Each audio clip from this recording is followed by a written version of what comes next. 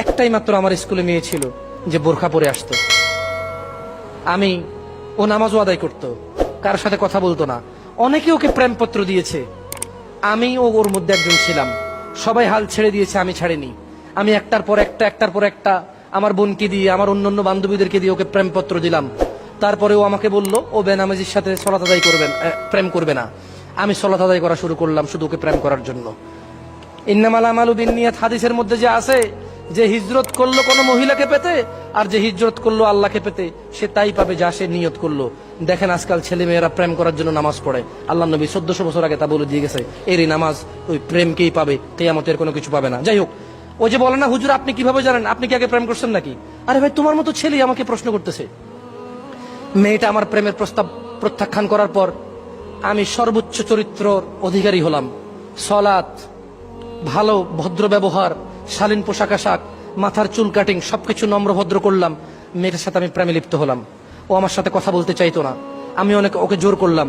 এক পর্যায়ে বললাম আত্মহত্যা করব, হাত কেটে ফেলবো। ওকে ভিডিও কল দিলাম, ওর ওর ওর মায়ের মোবাইলের ছবি পাঠাইলাম, আমার গলার মধ্যে ছুরি। মেয়েটা রাজি হলো আমার সাথে কথা বলতে। খুব ভালো ভদ্র মেয়ে ছিল, আমি তার প্রতি আকৃষ্ট ছিলাম তার এই ভদ্রতার নম্রতা দেখে। তোমার মতো কোনো ছেলে আমাকে এরকম প্রশ্ন করে, প্রশ্নগুলো শোনার পরে কি আমি বুঝতেছি না এলাকার কি অবস্থা? আমি কি বুঝি না আমার যুবক ভাইদের কি অবস্থা? ধর্মকে অবলম্বন করে একটা ছোট্ট কোমলমতি শিশু বাচ্চা বোন আমার, তার জীবন ধ্বংস করেছ। বললাম, তারপর বলল সে আমার সাথে কথা বলতে রাজি হলো।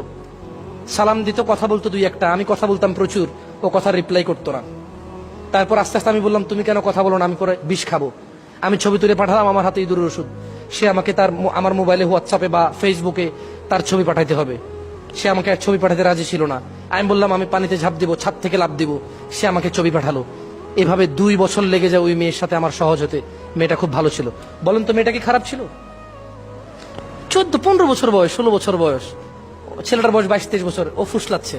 হ্যাঁ, মেয়েটার একটা দোষ ছিল যে এর কথা চলে আসছে। প্রথম দোষটা ছিল যে এর সাথে প্রেম করার এগ্রি হওয়া, যে ভালো ছেলে হলে প্রেম করবে। বাট ছোট্ট মেয়ে, এই অপরাধটা করতেই পারে। কিন্তু এই তোমার মতো চালাক নামাজি দাড়িওয়ালা ছেলে, আহলে হাদিস বলো নিজেকে, না নিজেকে জামাতি বলো, তাবলিগি বলো, ফুরফুরা বলো, আটরশি বলো, মাইজ ভান্ডারি বলো, কওমি বলো, হ্যাঁ মাদ্রাসার ছাত্র বলো, ভদ্র ঘরের ছেলে বলো, তুমি এটা করছো।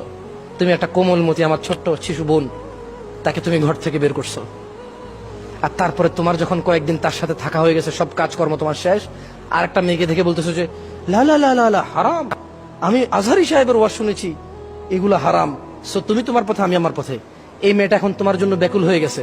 সে তোমার সাথে কথা বলতে চাইতো না, তুমি তার সাথে 5 ঘন্টা কথা বলেছো। এখন এই মেয়ের সাথে তুমি একদম কথা বলা বন্ধ করেছো।